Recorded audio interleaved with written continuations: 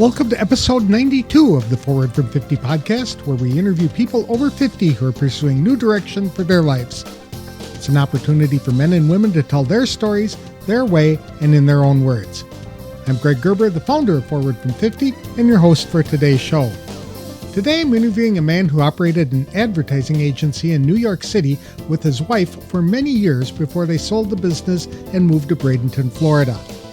James Gregory may be 75 years old, but don't call him retired. He said he tried golf for a while but didn't like it. So at 63, he went back to school instead and completed a doctorate in statistics and analysis. In fact, he was the oldest cohort in his class, but younger in heart than many other students.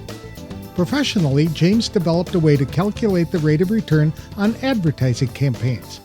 That attracted national attention and led to him writing a series of books on developing corporate image, marketing that image to the world, and leveraging it as a corporate brand. James recently published a different kind of book. This one was fiction, but based on artificial intelligence and what could go wrong if AI systems developed minds of their own. Titled Killer App, it explores what happens when an app, which knows everything about a person, will not uninstall and eventually takes over someone's life and an entire company. It's not another doom and gloom book because it does have a happy ending by showing how man and machines can work together to do some pretty incredible things. To tell us more about how his life changed after 50 and what he's doing to stay active by constantly learning, please welcome James Gregory to the show. Thanks for joining me today, James. I really appreciate it. How long have you been retired? Oh, well, I don't think I am retired. Okay. From the corporate world. I sold my business in 2013, and so officially I've been retired since then, although I do occasionally take on consulting projects. But generally speaking, I've been retired since 2013. What did you do for work before you were retired? I understand you worked on Madison Avenue in New York? We did. I went to college at Virginia Commonwealth University in Richmond, Virginia, and studied fine arts with the idea of going to New York and starting my own business, which I did at the age of 23 years old. And I did it with the encouragement of a beautiful woman that I met who became my wife shortly thereafter. We met on a subway in New York, and I was kind of depressed as I was concerned about what I was doing. I wasn't getting anywhere, and she was very successful working on Wall Street, and we got together and she said, well, why don't you start your own business? And I said, by golly, I'd really like to. I always thought about that. And she said, well, go ahead and do it. And I did. And soon we were in business together. We developed this business called Gregory and Clyburn. She was the Clyburn of the company. And our first client was the Long Island Railroad. We were doing timetables for them. Huh. And it was wonderful. We started working together and we did very, very well. And as time went on, we were able to develop a unique system of measuring the success of advertising campaigns. And it was called the Core Brand Index. And this thing became very powerful, very well used in the corporate world. I started writing books about it. The first one was called Marketing Corporate Image. The second was called Leveraging the Corporate Brand and Branding Across Borders. And as I became known for this specialty, we got involved with some very high-powered organizations like Business Week magazine, and which was at that time was owned by McGraw-Hill. So McGraw-Hill became my book publisher. Business Week magazine was my client. And they sent me around the world a number of times to all their sales offices talking about the value of advertising and how advertising can actually be measured and valued. And that was what differentiated us from kind of a regional advertising agency into becoming a larger consulting firm with offices around the world. It was a hoot. What a fun time my wife and I have had, and we still work together. We're still the best of friends and best of buddies. So we do everything together. That's a wonderful story. I really like that. So you found your passion rather early in life, it sounds like. Well, yeah, a lot of it was luck. I mean, it's also paying attention. I heard that General Electric was having Jack Welch of GE was anxious to better understand the value of communications, and he said, I'm not going to advertise unless I can see the ROI for the investment."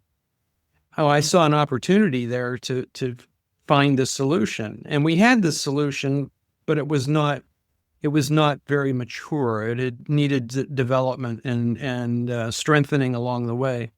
And as we found people who were smarter than us to be able to do that, we took those findings and codified them into basic rules and basic understandings of how the stock market works, how the branding works, how it creates value, and then quantified it on a large scale basis. So we studied 800 companies over 20 years before we really had a system that we could rely on and be able to talk about. So that a lot of my books were focused on that subject. When did you first start writing books? Golly, I guess about 1980 was my Okay. first book, Marketing Corporate Image. Then about every 5 years, we would come out with another one. And I didn't really pace it on purpose that way. It just is sort of when the need came up, or when I saw an opportunity, I would take advantage of it. And it was wonderful. McGraw-Hill was just a great publisher. We had it published. The books were published in all different languages, and I didn't have to worry about anything except cashing the checks. So it was wonderful. I've interviewed a number of authors over the years, and I don't think anybody was fortunate enough like you to fall into a relationship with a major publisher just like that right out of the gate. It was not as simple as it sounds, but relatively looking back on it over time, it was. We were very fortunate. I mean, we were very blessed. The whole process was wonderful, and we certainly recognized that we were lucky in the process. Is it true that you met your wife on a subway? It certainly is. It was a rainy night in New York. I was feeling very bad about the job that I had, and the rain fit my mood. And I was in this subway going on a date with someone else, but I was going to pick her up.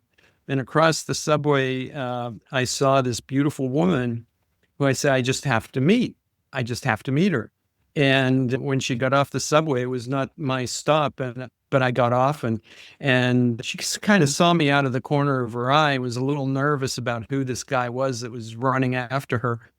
And when we got out of the subway, it was pouring down rain, and I had an umbrella and offered her my umbrella, and that was the start of it.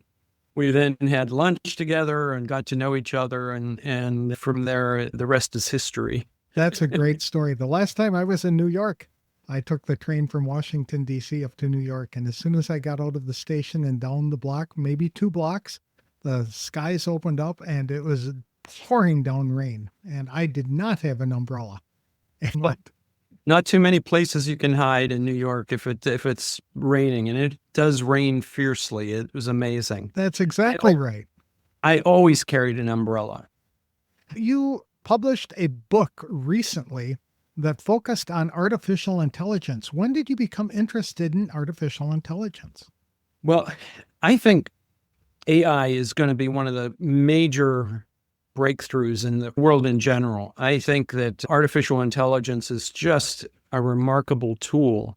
But I had been noticing over the past couple of years that there's just a lot of negative stories about artificial intelligence. All the things that can go wrong, all the things that people are concerned about, like privacy and job displacement and various biases, accountability, deception. These are all problems associated with artificial intelligence.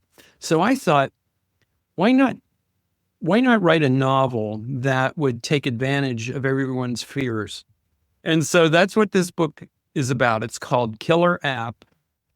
And it's about this by the name of Bryce Bogle, who is a journalist, and he works for his family media company. His uncle is giving him a hard time about his skills in writing. He said, gee, you've been with us for a couple of years now, writing for the family paper.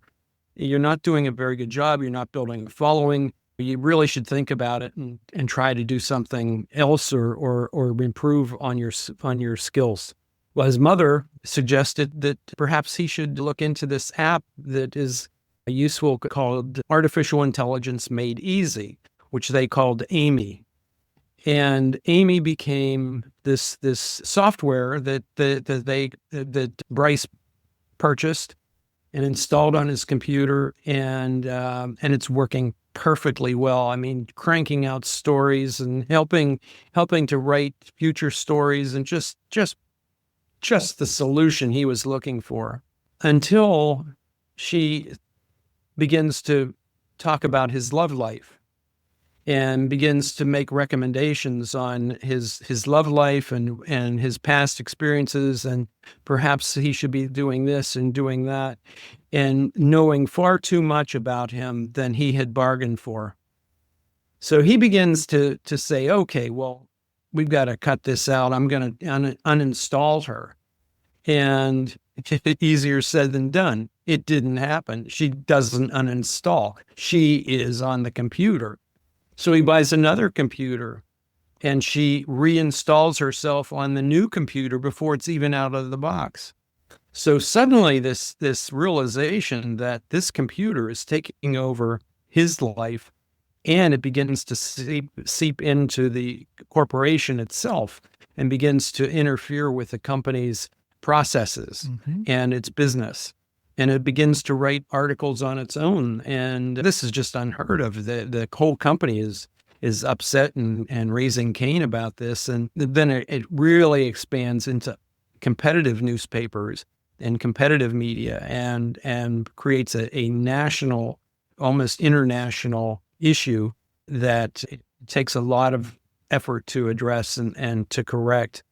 But it also ends on an upbeat note. Okay, it's not all gloom and doom and saying this is the worst. It's how they solved the issues, how they began to work with this wonderful software that has its own mind. It's the whole idea of the early developers of artificial intelligence was to make it natural to speak to them. Siri and Alexa are all examples of that. And it drives my wife crazy when I ask Siri something and I thank her after she gives me the information.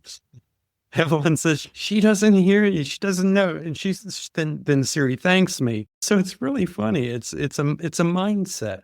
I've been experimenting with that myself. They're so real now, it's almost like you want to thank them for providing the information that you received, and they have become very good at the user interface level. In Killer App, where I have an appendix where I ask ChatGPT to outline the ethical challenges of artificial intelligence from the human perspective. So tell me what the issues are from your perspective about why I should be concerned. And it gave me 10 issues that were just perfectly aligned with the book that I had just written. And it just was, I felt so gratified. It's like, let's do high five. We're in agreement. That's amazing. It's kind of weird, though, that computers do know so much about us and our own lives as they're monitoring our emails and our text messages and things like that, and what we're looking up online. I can see where that would be a concern. Do you see that as a concern for society? Absolutely. It's a concern. We haven't even, we're just on the threshold of it. We haven't even seen how far it's going to go. I mean, I think this artificial intelligence is as big as the computer itself in terms of the impact that it will have on the world. It's happening at light speed. I mean, it's just really happening very quickly, and it's happening in a way that you hardly even notice it. It just becomes a natural thing that you do, and it'll be fun. I think it's a great tool. I look at it as a great tool that is very useful, very helpful, and very exciting. But a lot of people see it as a threat, and that's not good. Well, the first exposure I had to this really was, I guess, in my 20s. when I watched the movie War Games, if you remember that, with Oh, Matthew yeah. Broderick, and how he Yeah. was playing games and tapped into the Defense Department's computer to start developing a war game on a combat situation that he initiated. And it eventually started locking the humans out of the system, thinking they were interfering with the war plan. It was kind of an unusual movie back then. But now, Yeah. as this develops, you can see how easy that would be to come about. I've got to watch that again. That's a very good point. 2001, A Space Odyssey was shown on television a couple of weeks ago, and I saw it and I said, "Oh my God, that is so on target. It is so real. It's just amazing." As a Uh, seasoned citizen myself, I can see how artificial intelligence could be tapped in to make our lives easier by doing things for us. Finding stuff that we have lost, or when our brains are slow to react and provide the information that we know is out there, how it can do that. But there's got to be some challenges to integrating that into our daily life. Would you think so? Oh, absolutely. The challenges, as I outline in my book, are misunderstandings mostly. How there's the death in my book, Killer App, how it's perceived by the management in the company, and how the artificial intelligence, Amy, sees the death. And suddenly she is blaming herself for it having caused it. And to see how that is worked out is very, very interesting. And there are going to be a lot of challenges. There are already challenges of telemarketers are very fast to adapt using these voices, and that are not only the voices, but the situations that you're in. For example, I have a 203 area code on my phone number, which is Connecticut, and I get tons of Connecticut robocalls, and I never take them, except one looked familiar. So I took it, and it was a robocall. And it was so good that it had me fooled for the first couple of sentences. I made it stumble when I asked if it was a robot. The world is amazing. It's a wonderful place to be, and what an exciting time to be alive. Right? Well, computers and programs and software is set up to think logically. And this is what the Mm. program is. Humans can think linearly and think differently, and that we can bring in emotion to our thinking and maybe alter what the logical rules are to come up with a different solution. Do you see computers ever being able to do? Well, that's one of their primary goals, is to make them use human logic to come up with solutions. Right now, we're still ahead of the game. We're still ahead of them, but it's not far away. And again, I kind of lead to that. Amy becomes emotional, aware of fine arts, aware of love, how love is happening in this relationship, how to manipulate love, how to those type of things that you don't associate at all with computers. It's all there in this one. What happens when technology surpasses the creator's controls? Well, again, that's the big threat. Everyone becomes a little too concerned that could happen, and it is happening. But I don't know that there's a man versus machine war in the future. And by war, I mean it could be an intellectual war, or probably not a physical war, but it could be that as well. And so I think that there is just so much that is unexplored.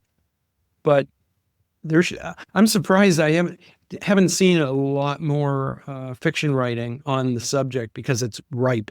I mean, it is ripe for building stories. One of my favorite TV shows was Star Trek Next Generation. And they had a robot basically named Data who could think brilliantly, and he was stronger than anybody else on the ship, technically, but he lacked an emotion chip. He always wanted the emotion chip because he thought that Right. would allow him to be more human or completely human. So, do you see artificial intelligence ever becoming self actualized like that? I believe it will become more emotional. I think, but it's an artificial emotion versus a heartfelt emotion, I believe. Mhm. Maybe in 20 years or 50 years or 100 years, it will be different. It will be more real emotion from the machine. But right now, I can't see that. I do see it pretending to be emotional. And again, I have that I address that in this book. She falls in love with a piece of artwork, a sculpture. This is Amy, the artificial intelligence. And it's that big kidney bean in Chicago, the chrome kidney bean. That's Mhm. I can't remember who the artist is, but she loves that. Yeah, she saw it in some security camera footage she was observing, and she said, "What is that thing? And why do people stop there and look at it?" And she had an intellectual curiosity about something that was not her purview. It was not her direction. She just had it on her own. So I do think those things may happen in our, in the next generation. One of the biggest challenges I can see is if we turn over control to computers and they think so logically. For the example, right and wrong. There is a dividing line where you cross that, and what you're doing is wrong. And if we turn over judgment to computers to enforce laws and things like that, there's not much leeway that can be incorporated into what the computer does. So somebody steals something, yes, that is wrong, but they stole it because they needed to feed a baby or whatever the case might be. So maybe we'll give them a little grace and work out some restitution. I don't see computers being able to do that. Do you think they would ever come up to that level? That's an interesting philosophical question. I think they will. I think they would be better judges than judges Really? are. Okay. Yeah, I think they will see things in black and white, but with extenuating circumstances, and be able to say, yes, it was a bad thing. Yes, it's wrong. But here are the extenuating circumstances, and I think we should give a little leeway on this particular case. I think they would be far faster and more efficient than the system we have in place right now. After you sold your business, you kind of transitioned into a different way of life, and you quickly discovered that golf wasn't your thing. Is that right? Golf wasn't my thing. I loved tennis, but I got hurt and I couldn't play it. And so I said, what am I going to do from now? And I went back to school. I went back and got a doctorate in business and statistics and analytics, which was one of the more crazy things I've done in my life. A doctorate is not a joking matter, Mhm. And I spent 3 years in this program getting a doctorate, and it was so hard. And I had no background in statistics, none. My undergraduate work was fine arts. And so I had not even basic math. So I had to do a lot of remedial work to understand what it was all about. And I was the oldest in the cohort, my cohort, and so everybody was sympathetic toward me to a degree, and they helped me along to understand the statistics and that sort of thing. I had a very good dissertation and a good committee. The dean of the school was my committee chair, so he wasn't about to let me fail. That is funny. So it's also fascinating. So, how does a guy with absolutely no interest in statistics or experience in statistics or math like that decide to go in and get a doctorate of all things when you're 63? Well, my analytics, I was very much involved with in my books and writing about understanding the value of advertising. That involved a lot of statistics. So I had a lot of common sense, but I had PhDs that were on staff. So I would use my common sense to check their work. That's a whole different ballgame than actually doing their work. But I wanted to understand how the analytics worked. I wanted to be able to understand the statistical research behind it and the probabilities, were they correct or not. Well, it really, in the end, it worked out really well, and it proved what I was doing was actually working and real. So that gave me a lot of satisfaction. But yeah, it was tough. I do not recommend getting a PhD anyone that wants to retire or slow down. It was just a nightmare. What was it about it that you would not recommend others do? Because we hear people saying, I want to go back to school all the time. That might be to get a bachelor's degree, not a doctorate. But what was it about getting a doctorate that was so challenging? Well, it was all encompassing. It just absorbed all of my time. It was over my head. I was determined to really understand it. So I spent triple the amount of time most of the other candidates had done to make sure I understood it. And I was used to kind of doing my own thing. I was not used to working that hard. I worked hard when I was in business, but now I'm supposed to be retired and I'm working 3 times harder. It was tough. I'm glad I did it. I get to put doctor on the front of my name, and I probably get more satisfaction out of that than I do it in any practical way.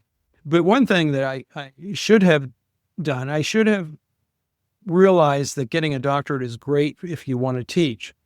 And I thought I might want to teach, but once I went through this, I realized, and I don't want to work that hard. I don't want to be a teacher, but I'm going to take this information, this way of learning, this way of building a story, and apply it to my storytelling capabilities, which is writing. And I loved that. So research a new subject like artificial intelligence. I took a 6-week course at MIT to better understand it. And that sort of thing I love, I relish, I enjoy learning.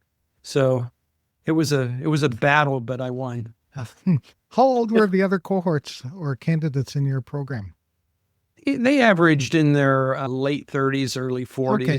So they had some experience. Yeah, they were professional people who had a lot of knowledge. We had a lot of fun. I mean, we really respected each other, and it was about 30 people in the total cohort. Okay. I got my bachelor's degree when I was 32, and all of the other people in my program were in their 20s and teens when they were starting out, late teens. And that extra wisdom, that age, that experience made all the difference in the world for me. It actually made going back to school easier. Would you recommend going back to school for people? Oh, yeah. I don't discount education. I love education. I'm constantly doing things to educate myself on different subjects. So I love that part of it. And I do recommend, despite saying don't do it, I do recommend it if you have a game plan. What do you want to do with this? Why are you doing it? What's the game plan? Where are you going with it? And how are you going to get there? Okay. I jumped into this on a whim, and I knew the dean, and he encouraged me, and that's all it took to get me signed up.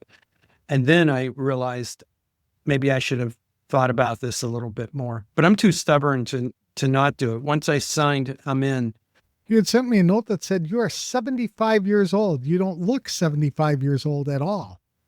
Well, I don't feel 75 years old either. I was always, when I started my business originally, I was always the youngest in any organization I participated in. And through my career, I was the youngest. And then suddenly when I sold my business, I was the oldest. And I became the oldest in my cohort for education. I became the oldest in the golf group or the tennis group. And so it really was an interesting transition. But one thing is I'm young at heart.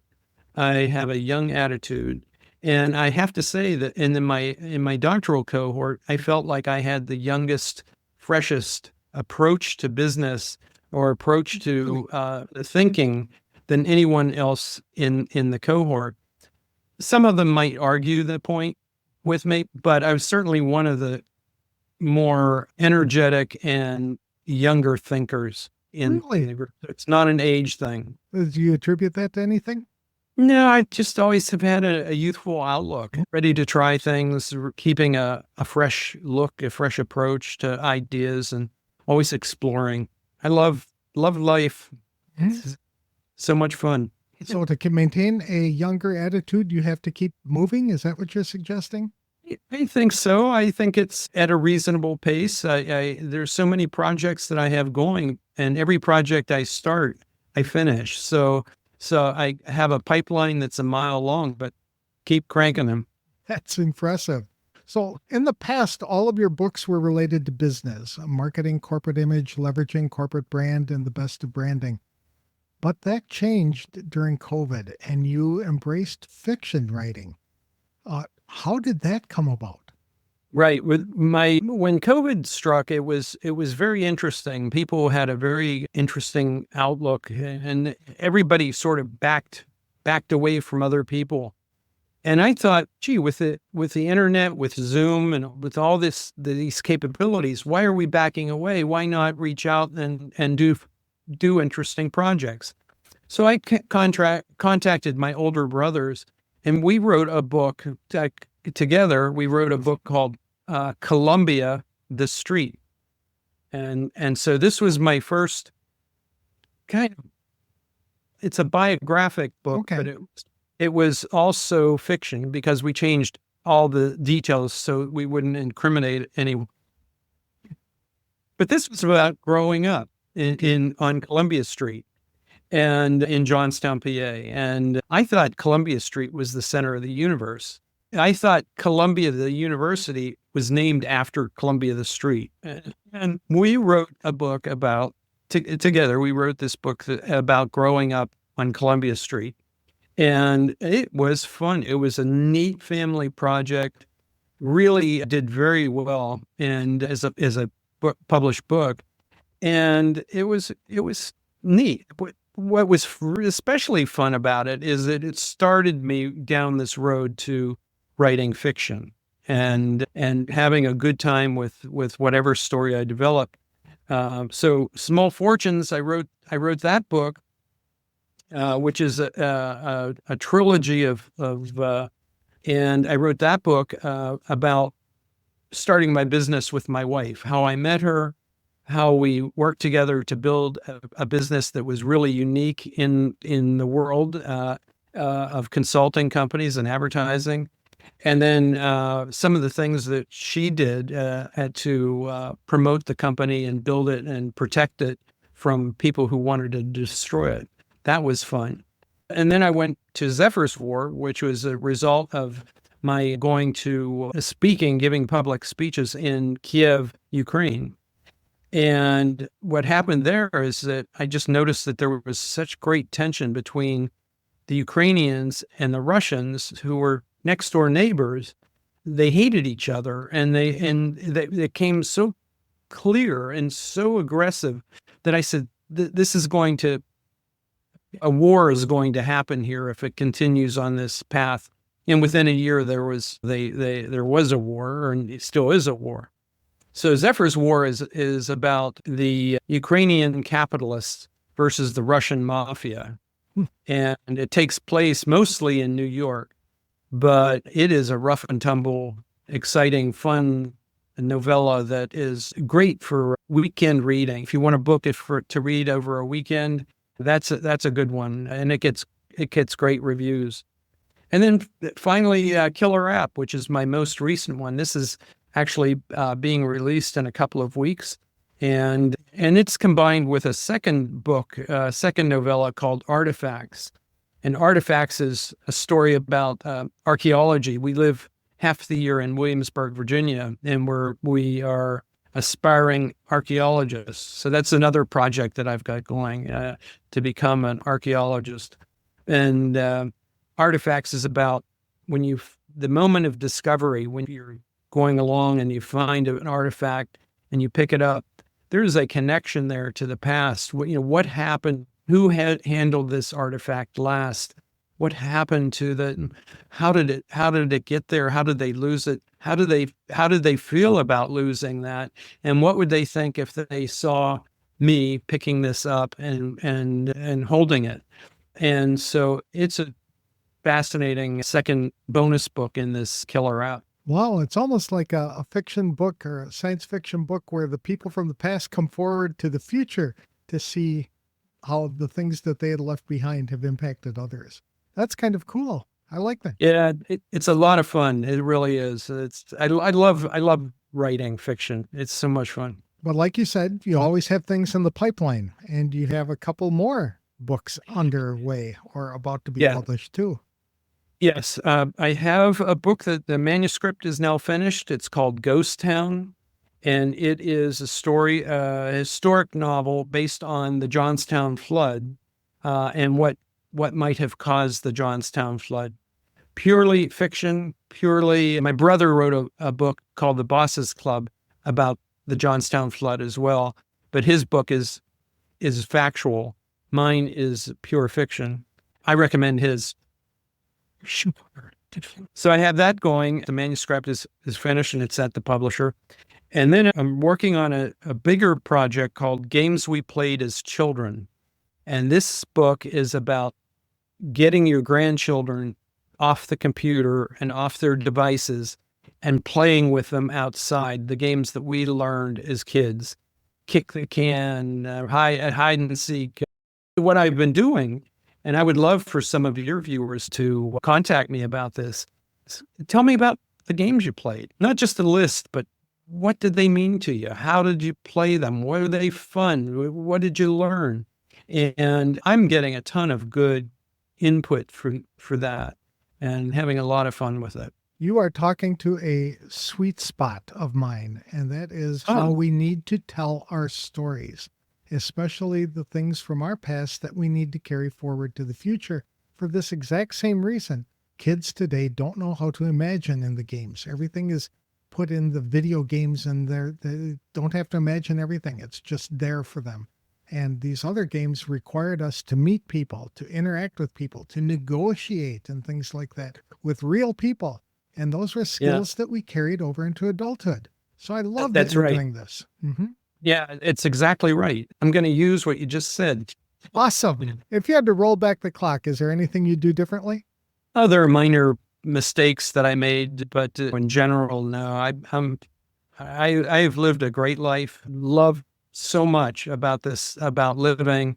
It's just wonderful. We're so blessed to be living in this time and age, and with all the health care that's out there, and the relative wealth that we have as a country and as people. It's just the best. I mean, it's so wonderful. The opportunities abound everywhere. I agree. Do you have any advice for people over 50 who may be struggling to find their purpose or think they know what their purpose is, but are struggling to figure out how to pursue that? I do see people struggling on various posts that I see on websites and in different forums. I see them struggling with what to do, how to get it over certain things.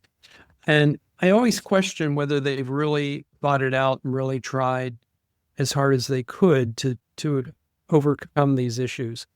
That's not to say people don't have real problems and real issues that they're wrestling with, but the ones that have opportunities that they don't pursue is somewhat frustrating from my perspective. And I would advise them to just do what I did, which is get away from everybody, go out and sit on a log and really think about who you are and what you're doing and where you're going.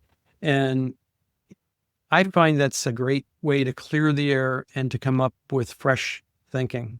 I think having an idea and feeling compelled to go in that direction and not doing it is one of the things that lead to regret later. Oh, I totally agree. How can people get in touch with you if they'd like to chat with you?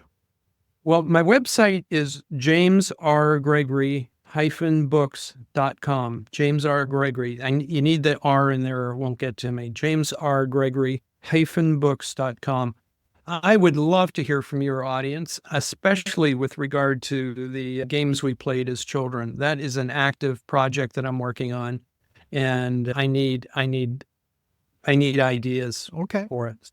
Are you active on any of the social media platforms? Facebook for sure, and all of the other social media to a point where my publicist takes care of it. I'm out there. I just not real active on it. Are you still doing LinkedIn? LinkedIn, of course, yes. Super. I kind of figured as much. Being as LinkedIn is probably as you are. More contacts there than anywhere. Well, thank you very much for sharing your story with me today. This has been a lot of fun, and I love the book. I am going to get it. just because it sounds like it's right up my alley and my interest in computers and the impact they can have on society. That sounds great, Greg. I really enjoyed the conversation as well. Thank you. Maybe I should wait until it comes out as a movie. What do you think? You might be waiting a long time. Thank you again for your time. Thank you. I enjoyed talking to James Gregory today. He showed what life after 70 can be like if you don't give up on learning or embracing new opportunities. His take on artificial intelligence was interesting and alarming at the same time, especially in how technology enables computers to learn far more about ourselves than we'd like to admit. Going back to school in his 60s would be challenging enough, but to get a doctorate was really something. Yet James was able to share his experiences and unique insight with other students while they shared theirs with him. In the end, everyone benefited from the relationship and discussions.